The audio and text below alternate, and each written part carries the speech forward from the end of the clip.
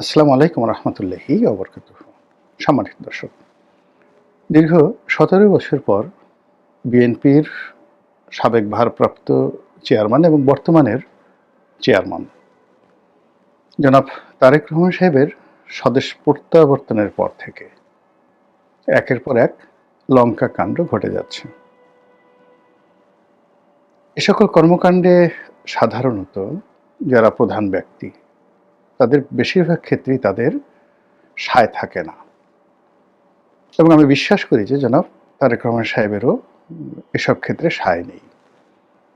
কিন্তু তার যে বিশাল কর্মযজ্ঞ, এই মুহূর্তে দেশ সামলানো, বিদেশ সামলানো, মানুষের আশা-আকাঙ্ক্ষা সামলানো, বিভিন্ন মানুষের সাক্ষাৎকার সামলানো, রাজনৈতিক কর্মকাণ্ড সব মিলিয়ে তাকে নির্ভর করতে হয় তার আশেপাশে যারা রয়েছেন তাদের উপর।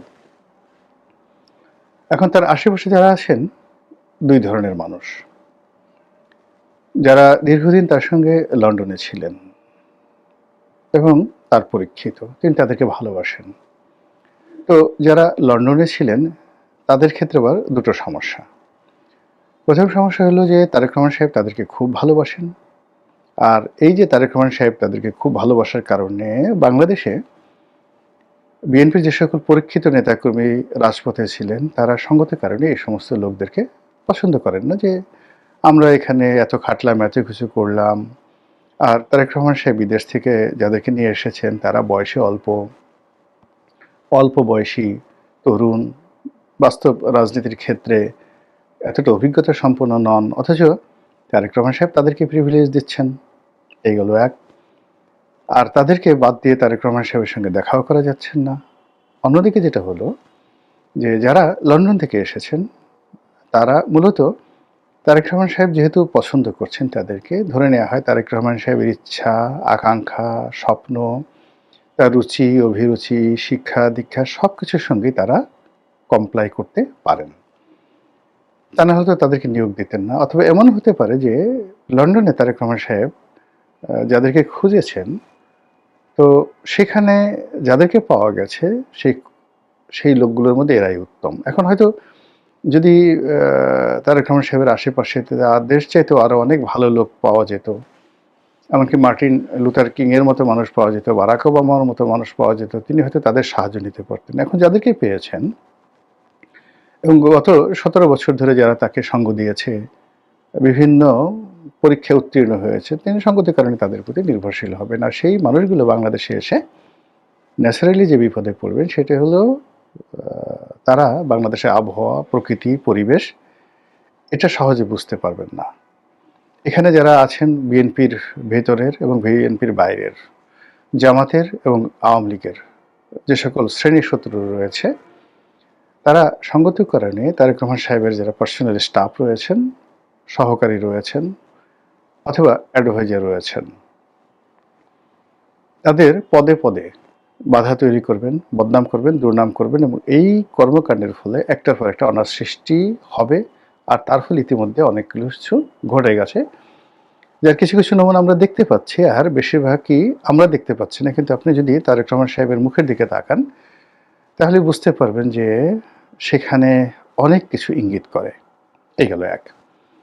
২ নম্বর হলো যে তার সাংগঠনিক যে সঙ্গী সাথী বাংলাদেশে আছেন, এদের মধ্যে তরুণ, বৃদ্ধ এবং মধ্যবয়সী, তাদের মধ্যে একটা দ্বন্দ্ব সংঘাত। যারা মনোনয়ন পেলেন আর যারা পেলেন না, যারা খুশি হলেন না, যারা বিদ্রোহ করলেন, আবার কেউ কেউ বিদ্রোহ করলেন না কিন্তু তলে তলে ঠিকই খোঁচাতে থাকলেন। তো এই জিনিসগুলোর ফলে কি হলো, ওনার যে স্বাভাবিক কর্মকাণ্ড, স্বাভাবিক যে প্রসপেক্ট অ্যান্ড অ্যাসপেক্ট, এই জিনিসগুলো নষ্ট হয়ে যাচ্ছে। তো এই বিষয়গুলো তিনি বুঝবেন বা তার যারা লোকজন বুঝবেন কিভাবে এগুলো থেকে বের হতে হবে সেটা তাদের বিষয়। কিন্তু একটি বিষয় যেটি আমার কাছে মনে হয়েছে যে এটি বলা উচিত, তারেক রহমান সাহেবের জন্য নয়, দেশের জন্য নয়, কিংবা জাতির জন্য নয়, এটি বলা উচিত আমাদের সকলের জন্য স্পেসিফিক। এর কারণ হলো এই সমস্যাগুলো কেবলমাত্র তাকে নয়, আমাদের সবাইকে সম্মিলিতভাবে ক্ষতিগ্রস্ত করবে।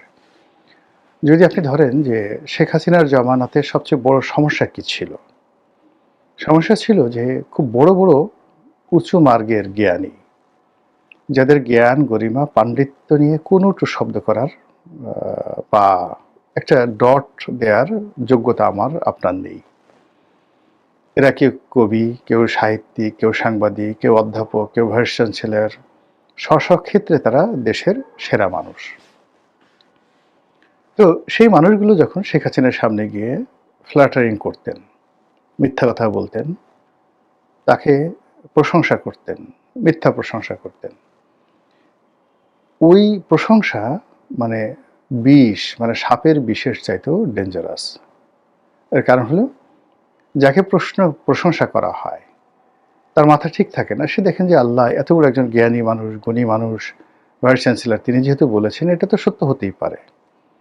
তো এইভাবে সাংবাদিক, সাহিত্যিক, আমলা, কামলা, দলীয় পান্ডা সবাই যে একটা তেলের ভাণ্ডার শেখ হাসিনার জন্য তৈরি করে ফেলেছিলেন, সেই তেলের ভাণ্ডারের কারণে পুরো গণভবন, প্রধানমন্ত্রীর কার্যালয়, আওয়ামী লীগের কেন্দ্রীয় কার্যালয় রীতিমতো এতটা পিচ্ছিল হয়ে পড়েছিল যে ওটা অতিক্রম করে দলের যারা নেতাকর্মী, যাদের হৃদয়ে নৌকা ছিল, বঙ্গবন্ধু ছিল, জয় বাংলা ছিল এবং যারা মনে প্রাণে শেখ হাসিনার কল্যাণ কামনা করতেন, তাদের আসলে কাছাকাছি যাওয়াটাই সম্ভব ছিল না। এবং ধীরে ধীরে তিনি বাস্তবতা থেকে বিচ্ছিন্ন হয়ে পড়েছিলেন এবং একটা সময় এই সুযোগটি গ্রহণ করে সামরিক বাহিনী, তারপর তার এসএসএফ বাহিনী, পুলিশ বাহিনী এবং এই বাহিনীর যে সকল দলীয় পান্ডা ছিল, তারা তাকে সম্পূর্ণভাবে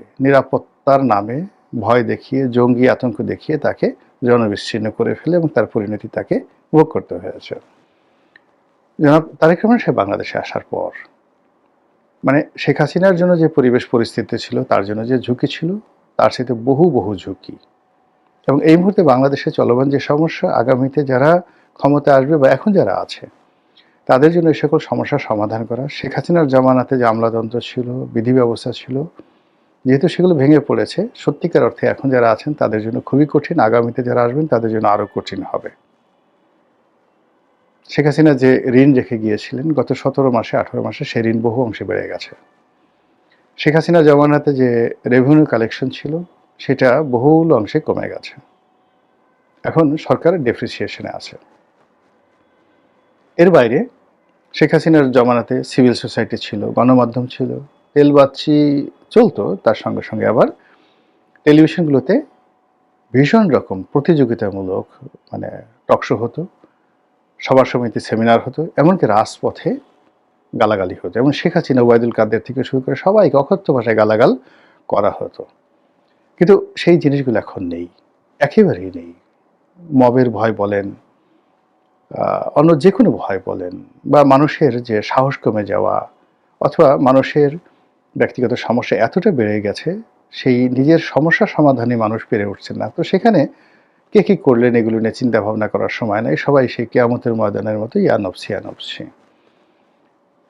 তো সেই দিক থেকে জনাব তারেক রহমান সাহেবকে নিয়ে এই মুহূর্তে বাংলাদেশে যা কিছু হচ্ছে, মানে সবাই তাকে একেবারে প্রধানমন্ত্রী পদে বসিয়ে দিয়েছেন, ভবিষ্যৎ প্রধানমন্ত্রী, দেশ নায়ক, দেশ নেতা,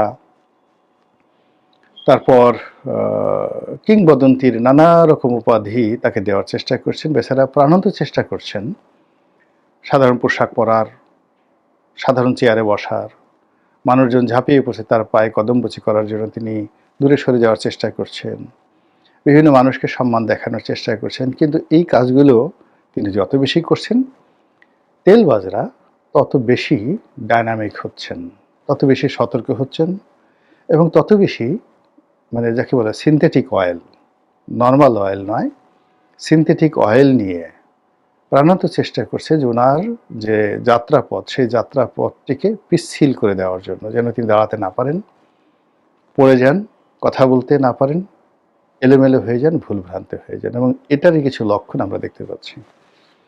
শেখ হাসিনার জামানাতে যারা মানে তেলবাজি করতে পারতেন না, সুযোগ খুঁজতেন, এর কারণ হলো অনেক নিম্নমানের তেলবাজ, লেস ক্যালিভার, লেস কোয়ালিফাইড। এরকম তেলবাজেরা গণভবনে গিয়ে ভিড় করতেন। কিন্তু তাদের যারা মানে পিতা মাতা, মানে ওই তেলবাজদের পিতা মাতা বড় বড় ব্যবসায়ী, বড় বড় সাংবাদিক, বড় বড় সাহিত্যিক, তারা কেউ কেউ বাম ঘরানার, কেউ কেউ হয়তো বিএনপি মাইন্ডেড, কেউ কেউ হয়তো আওয়ামী লীগ মাইন্ডেড। তো তারা তেলবাজি করতে চাইতেন এবং সেই শেখ হাসিনার জমানার মধুমেহ খেতে চাইতেন। কিন্তু ওই যে বললাম না যে চারিপাশে ঘেউ ঘেউ পার্টি এত বেশি ছিল যে তারা যেতে পারতেন না।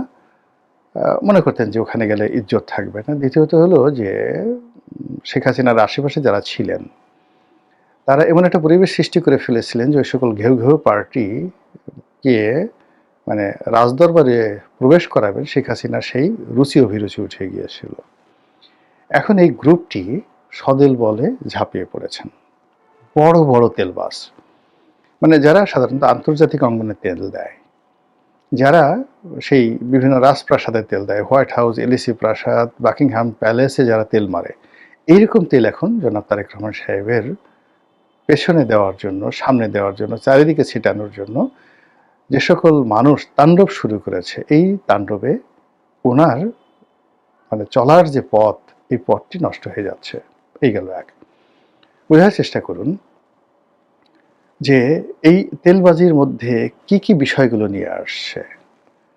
আমরা এখনো যারা ইউটিউবে কন্টেন্ট তৈরি করি বা আমরা ফেসবুকে যারা লিখে খুব সেলিব্রিটি, আমাদের এক একটা যাদের লাইক কমেন্ট বা একটা স্ট্যাটাস দিলে যেখানে 1 লাখ লাইক পড়ে যায়, 1 ঘন্টার মধ্যে যেখানে 50 লাখ লোক দেখে ফেলে, তো এরকম যারা ফেসবুক বা ইউটিউবে যারা সেলিব্রিটি রয়েছি, তো তাদেরকেও যদি বলা হয় যে ইউ আর এ ফেসবুকার, সে কিন্তু একটু হলেও অপমান বোধ করে যে এত কিছু বাদ দিয়ে আমাকে ফেসবুকার বলা হলো, বা বলা হলো সে একজন ইউটিউবার।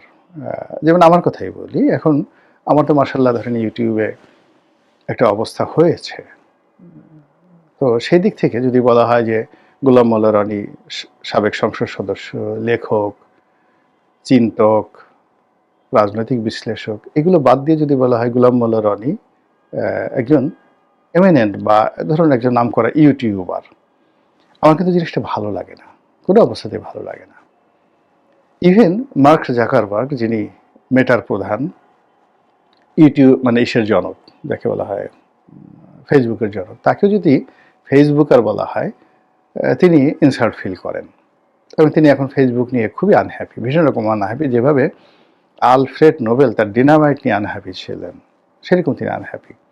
তো এখন বাংলাদেশে এই তেলবাজরা জনাব তারেক রহমান সাহেবকে একজন ফেসবুকার হিসেবে শ্রেষ্ঠত্ব দিতে চাচ্ছেন, অমরত্ব দিতে চাচ্ছেন, এবং তারা গবেষণা করে বের করেছেন যে গত কয়েক মাসে ডোনাল্ড ট্রাম্প ফেসবুকে যে সকল স্ট্যাটাস দিয়েছেন বা তার যে অ্যাক্টিভিটিস রয়েছে, তার সাথে তারেক রহমান সাহেবের যে অ্যাক্টিভিটিস, এটা অনেক বেশি। এই জন্য তিনি ডোনাল্ড ট্রাম্পের চেয়ে শ্রেষ্ঠ। বলেন তো, দুনিয়াতে কি তেল দেওয়ার আর কোনো শব্দ ছিল না, আর কোনো ভাষা ছিল না, আর কোনো সেক্টর ও উপসেক্টর ছিল না? এই জিনিসগুলো তারা শুরু করেছে। আরেকটি দেখলাম যে জরিপ করে কারা যেন বের করেছে যে সর্বকালের সৎ যারা শাসক, তাদের মধ্যে 1 নম্বর হলো জিয়াউর রহমান সাহেব। ভালো কথা, জিয়াউর রহমান সাহেব সততা ছিলেন, এটা জরিপ করার কি আছে? আর এখন জিয়াউর রহমান সাহেবের সততার জরিপ এখন করতে হবে কেন? যেটা ইতিহাসে প্রমাণিত হয়ে গেছে যে তিনি একজন সৎ মানুষ, সেটি এখন এই দালালরা, ফড়িয়েরা বের করেছে। এবং এটা শেখ হাসিনা জামানাতে ছিল। তিনি পৃথিবীর 3 নম্বর সৎ প্রধানমন্ত্রী, তিনি পৃথিবীর 2 নম্বর পরিশ্রমী প্রধানমন্ত্রী। তারপর আরও কত কিছু, মানে তার কাছাকাছি যাওয়ার জন্য 2 কলম লেখা, একটা কবিতা লেখা, একটা বই লেখা, তার বাবাকে নিয়ে কোনো একটা প্রশংসাসূচক বক্তব্য দেওয়া, বঙ্গবন্ধুকে নিয়ে একটা ন্যারেটিভ তৈরি করে, এগুলো করে তারা ধান্দা করত। এখন এই যে ফুড়ি এবং ধান্দা তারেক রহমান সাহেবকে কেন্দ্র করে যেটা শুরু হয়েছে, আল্লাহ মাফ করুক, আমাদের সবাইকে মাফ করবে, এটা যদি অব্যাহত চলতে থাকে তাহলে গন্তব্য যে কোথায় গিয়ে শেষ হয় মহান আল্লাহ রাব্বুল আলামিন ছাড়া আমরা কেউ বলতে পারি না। আসসালামু আলাইকুম ওয়া রাহমাতুল্লাহি ওয়া বারাকাতুহু।